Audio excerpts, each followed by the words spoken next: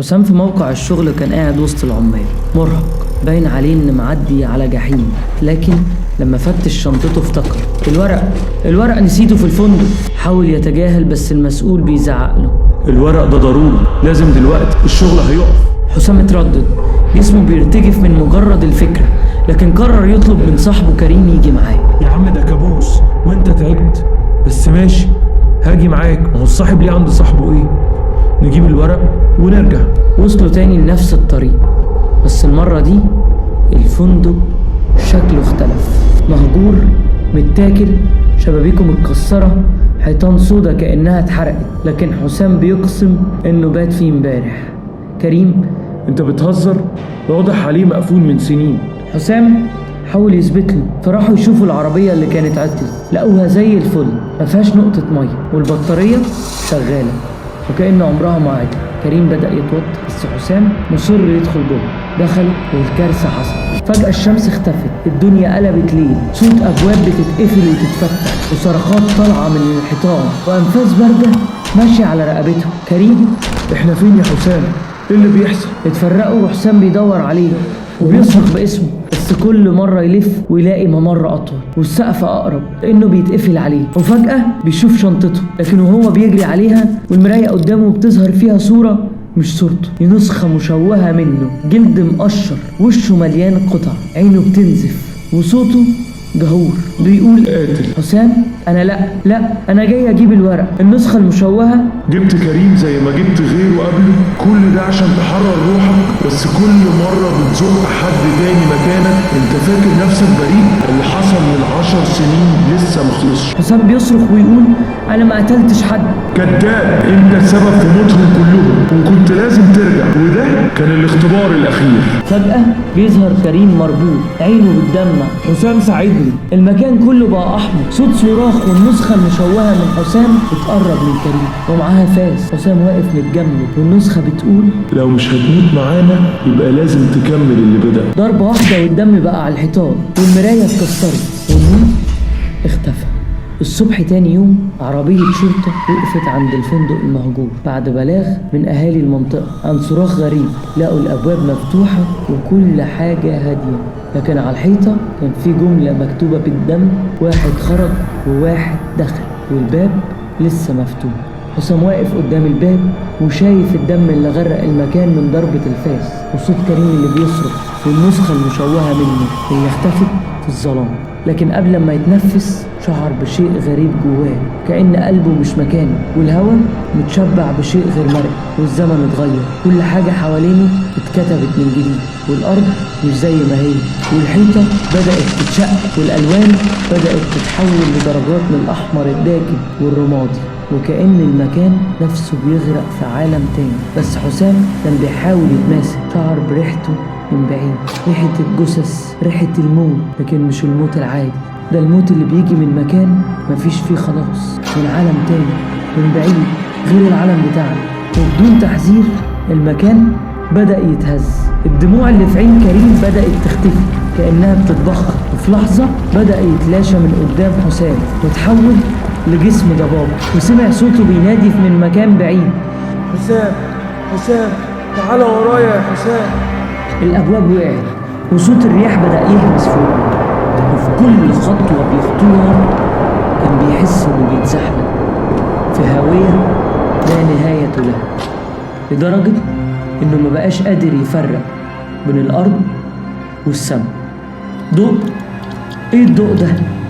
مش زي أي ضوء عادي، مش بيشع من لمبة أو بيشع من الشمس، ده ضوء متوهج من مكان بعيد، كان بيطلع من الأرض، عشان أكون واقعي أكتر من تحت الأرض، من مكان مظلم، مكان موجود في الفندق المهجور اللي هو فيه دلوقتي. حسام بدأ يمشي ناحية النور زي المسحور اللي مش قادر يتحكم في نفسه، وكان كل ما يقرب كل ما كان الصوت بيندهله: يا حسام لو مش هتيجي هتعيش هنا للأبد. وفي لحظة حسام حس بشيء تقيل قوي على صدره، حاجة غريبة بتمتصه، كان مش قادر يتنفس، وكان في المكان اللي بيمشي فيه بيشوف صورته مشوهة، وبدأ يشوف مشاهد لموته مرة تانية، وصوت الراجل المشوه كان بيواجهه في كل خطوة، لحد لما وصل للمكان المظلم اللي تحت الأرض. ورغم ظلامه الشديد كان واضح قدامه أبواب مقفولة، وكل باب مكتوب عليه تاريخ محدد من 10 سنين. وكان ده نفس التاريخ اللي ظهر قدامه على المراية، نفس التاريخ اللي كان مكتوب عليه الحروف المحروقة. وفي اللحظة دي حسام اكتشف إن المكان ده مش مجرد فندق مهجور، ده باب بين عالمين. الأرواح كانت محبوسة هنا، وكانت روح كل واحد بيعدي من هنا جزء من المكان ده. وكل ما حد بيحاول يهرب كل ما كانت بتاكله أكتر، وبقى جزء من عالم تاني. حسام كان داخل في دايرة مقفولة ما قدرش يخرج منها، لكن فجأة نزل ضوء شديد من السماء، وكأن الضوء نفسه بيفصل بين الأبعاد. دخل فيه وتحول، وفجأة تحولت أبعاد المكان كلها، حتى الجدران كانت بتصرخ. انت مش لوحدك، كل من هنا ليه جزء فيك، وكلهم جم علشانك. الوقت ملوش قيمة هنا. وحسام لحظة ما دخل النور حس إن هو مش هو ومش في جسده، كأن شخص تاني بيديره.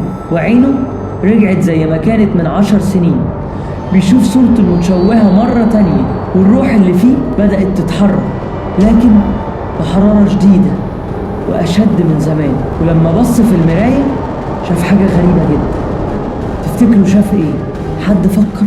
هو في مكان تاني، جسده مش هو، مش موجود في المكان، لكنه كان واقف قدام مراية وهو شخص تاني. حد فهم الفزورة؟ طب هقولها لك تاني. هو في مكان تاني، جسده مش موجود في المكان، لكنه كان واقف قدام مراية وهو شخص تاني. ظهرت منه ابتسامة شيطانية.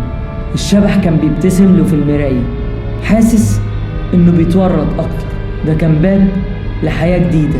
الباب ده ما كانش مجرد باب مكان، ده كان باب لعالم جديد، عالم مليان بالأرواح والضلم والدم والأسرار. جواب الكارثة الكبيرة في النهاية هو إن الروح اللي هتدخل تقدر تمسك أرواح تانية، وهنا كل الأرواح اللي تم أسرها كانت تقدر تتحكم في أرواح ناس تانية لو شافت فيها ضعفها. وبعد ما حسام لف كأن المكان اتقلب على راسه، وكأنه بيخسر الذاكرة، وبقت كلمة الشبح تتردد في ودنه: اللي جاي مش هتكون النهاية، دي البداية، بداية الدم، بداية الأرواح اللي محبوسة هنا. لكن بره المكان ده في ناس مش هيسمحوا لحد يدخل تاني. الخطوة الأخيرة كانت دي، والظلام سيطر على كل حاجة. وكل خطوة خدها حسام كانت بتعلم في عالم آخر، وباقي الأرواح في مكانها مستنية اللحظة اللي هتخرج فيها. خاف على نفسك، الطريق لسه طويل، وحسام لسه قدامه مشوار. هتساعده ولا هتسيبه في نص الطريق؟ والروح المليانة ظلام هل هتفضل موجودة ولا هتقرر تنسحب؟ فكر مين اللي يقدر يساعد حسام.